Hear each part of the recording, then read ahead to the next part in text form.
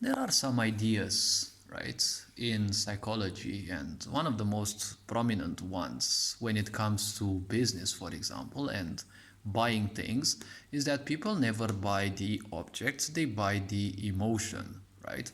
They buy the emotions that they feel those objects will bring them.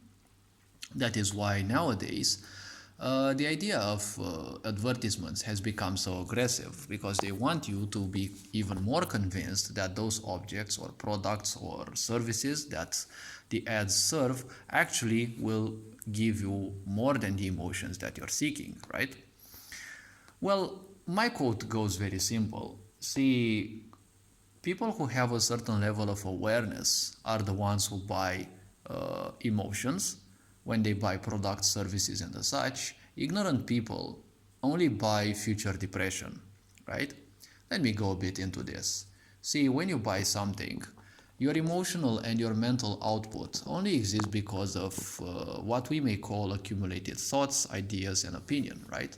Which are like technically are like data on a hard drive, because that's what our that part of the brain stands for. It accumulates data based on whatever we encounter, ideas, opinions, and the such, and these are continuously recycled throughout our existence, right? We always go through, not we don't ever go through our own opinions and the such.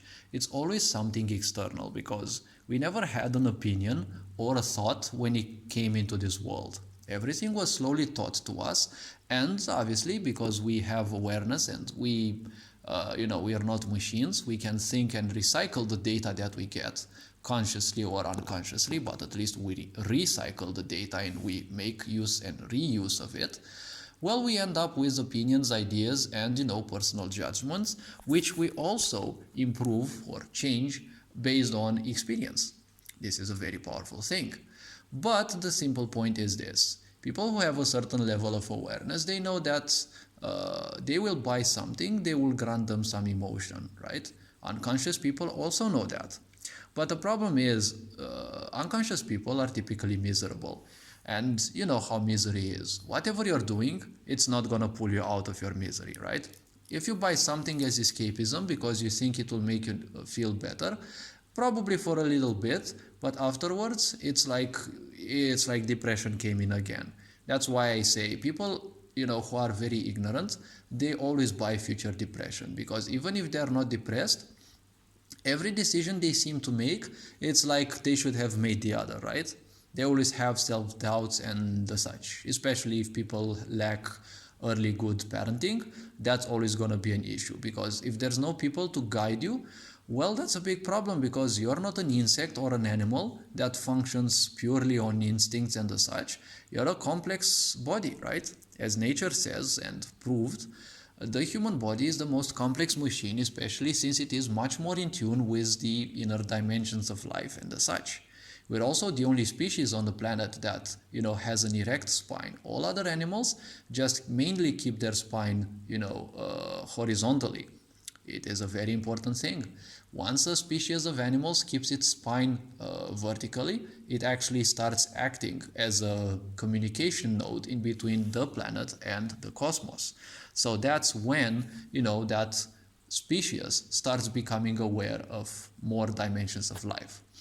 But what I was saying in the video is that people buy emotions. Yes, it's probably something that you knew, but those emotions always stem from ideas and emotions you have accumulated from others. You've seen others be happy when they buy something, be it that real people or the people in the ads. You suddenly become convinced that it can make you feel better, right? That is the purpose of today's aggressive ads, right? So when you buy things, if you are unconscious, you're gonna splurge most likely, so you're not gonna be too attentive with your money. Then when you suddenly find out you're no longer having too much money, well, that's a big problem, right? Because suddenly you're now depressed, you no longer have money. So all these being said, the ending quote would be something like this: always look at your money as piece of your life, right? Because money is energy. Most of, if not all, the money in this world has gone through bloodshed and the such. So it's not much of a pleasant energy to have necessarily in life, but at the same time, it is a necessity. So look at it as something that is nice to have, but not with the sense of becoming obsessed with having it, right? Because it is impregnated, all money is impregnated with this idea of greed and, you know, wanting to have more, right? So the very simple point is have a certain relationship with money because it should come and it should go, just like people in your life. They will come, they will leave. But the very simple point is look at money as a piece of your life, because don't look at money as just a certain sum. Look at it as the quantity of life that you have spent to acquire it, right? Your salary means you have been working that much of your life, aka 1 month, for that much amount. So if you buy something that is twice your salary, you didn't pay a certain amount of money, you paid with 2 months of your life, right? If you start looking at things like this, you will live a bit more consciously and, well, you will have a much less influence, depression will have a much less influence upon you, because the more conscious one is, well, they will be more aware of the decisions that they make, right? And splurging will be less of an idea, and you will take more care what you buy and what you don't, because ultimately, if you spend money on all the things that you don't need, well, that means you're not going to have much money left for the things that you really need, right? So, this being said, hopefully this video was, well, introspective a bit, and hopefully it raised a bit of awareness. You're appreciated. Take care. Ferenc Jan Bor signing out.